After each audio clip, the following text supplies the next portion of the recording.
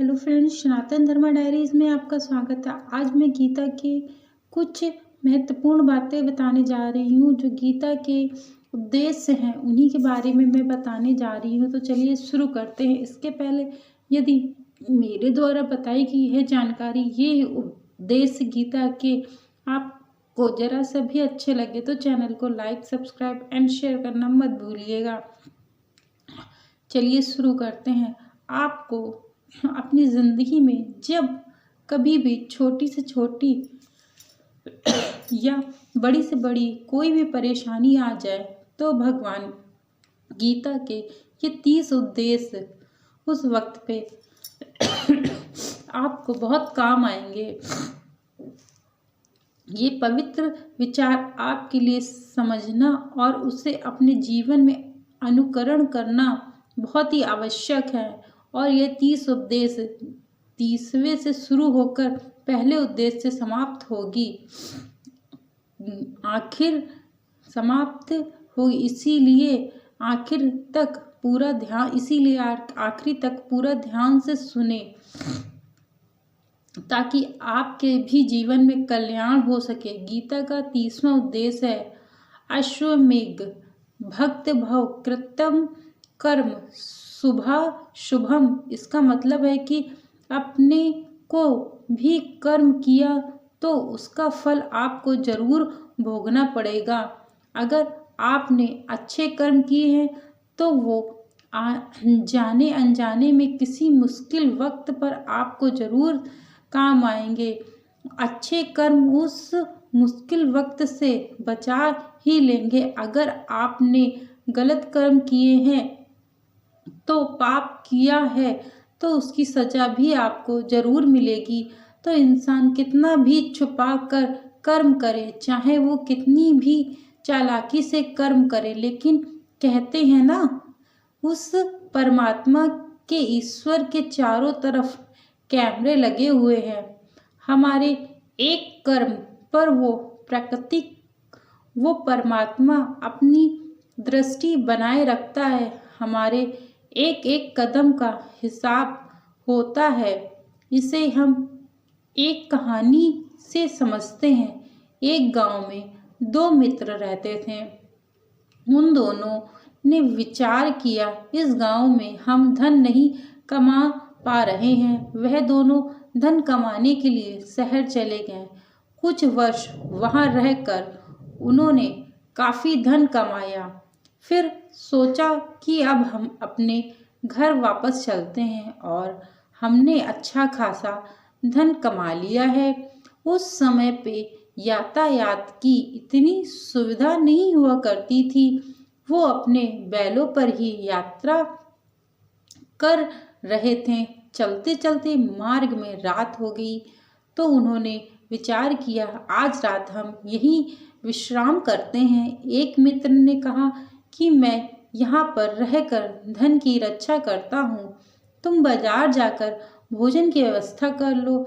जब वो मित्र बाजार गया तो उसके मन में पाप आ गया। उसने सोचा कि इतना पैसा हमने कमा लिया है, अगर मैं इसको यही जंगल में मार दूं तो सारा पैसा मेरा हो जाएगा, नहीं तो मुझे इसका आधा धन इसको देना पड़ेगा। मन में खोट आने पर उसने अपने मित्र के खाने में जहर मिला दिया और जब वह खाना लेकर के अपने मित्र के पास आया तो उसका मित्र वो जहर वाला खाना खाकर वहीं पर उसकी मृत्यु हो गई। वह व्यक्ति सारा धन लेके अपने घर वापस आ गया। फिर उसके घर में पुत्र ने जन्म लिया। जब उसका बेटा पैदा हुआ तो वो बहुत ही बीमार रहता था। उसने अपने जीवन में जो कुछ भी धन कमाया था उसको वो सारा धन अपने बेटे के इलाज में ही खत्म हो जाता है। बेटा बड़ा हो गया और इसका धन नष्ट होता गया।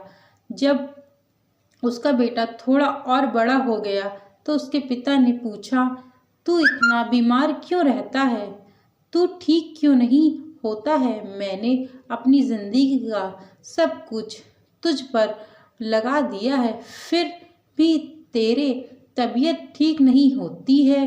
तो उसके बेटे ने बोला, कौन सा बेटा और कौन सा पिता, मैं तो तेरा वही मित्र हूँ जिसको तूने जंगल में जहर देकर मार दिया था। मैंने अपना वही हिस्सा पूरा करने के लिए तेरे पुत्र के रूप में जन्म लिया हूँ तेरे घर पे। अब मेरा तेरा हिसाब बराबर। अब मेरा जीवन यही समाप्त होता है। तो गीता का उद्देश्य हमें यही सिखाता है कि कोई अपने आप को कितना भी चालबाज समझता है, होशियार समझता हो, लेकिन अगर उसने गलत कर्म किए हैं, चाहे आज नहीं तो कल, कल नहीं तो परसों, उसका फल अवश्य ही भोगना पड़ता है। कोई भी व्यक्ति अपने किए हुए कर्म से बिना उसको भोगे का कभी छूट नहीं पा सकता है। गीता का 29वां उद्देश्य है कि आपके सारे दुखों का कारण किसी को अपना मानना है। आप कभी गौर करना, आपकी जिंदगी के सारे दुख, सारी तकलीफें, सारी चिंताएं वहीं से आती हैं जहां आपका अपमान होता है कि यह मेरा है, यह मेरा अपना है। यहीं से आपकी जिंदगी में दुख का आगमन होता है। इससे एक छोटी सी कहानी से समझाता हूँ। एक व्यक्ति के पास एक बहुत बड़ा महल था। उसने जिंदगी भर की सारी संपत्ति लगाकर उस महल को बनाया था। आसपास के शहरों के कई लोग उसके महल को देखने आया करते थे। कई बड़े बड़े सेठ उसके महल को खरीदने की कोशिश भी करते थे। इसलिए वो महल उसका अहंकार हो गया। उसके जीने की वजह था। उसका उस महल से बहुत लगाव था। एक दिन उसके महल में आग लग जाती है और वो कहीं बाजार गया हुआ था। जब वो घर लौट कर आया तो उसने देखा कि उसका महल तो आग में जल रहा है।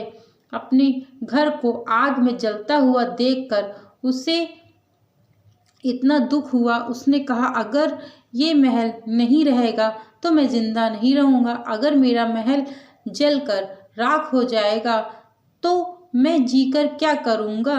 वो भी उसी आग में छलांग लगाने की कोशिश करने लगता है।